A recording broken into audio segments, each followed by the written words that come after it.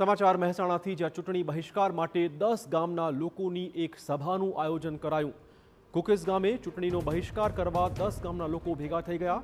મહાનગરપાલિકાની ડીપી અને ટીપી સ્કીમને લઈને 10 ગામોમાં ભારે વિરોધનો વંટોળ છે।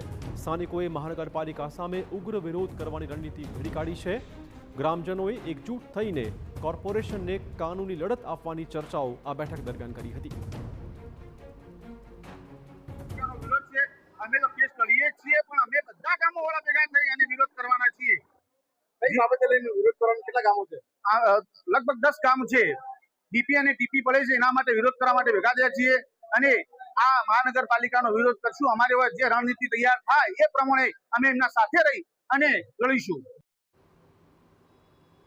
તો કુકસ ગામે ચૂંટણીના બહિષ્કાર માટે એક વિશેષ સભા બોલાવાઈ હતી। 10 ગામના લોકો આ સભામાં જોડાયા હતા અને કોર્પોરેશન સામે ઉગ્ર વિરોધ કરવાની રણનીતિ આ બેઠકમાં ઘડી કઢાઈ છે।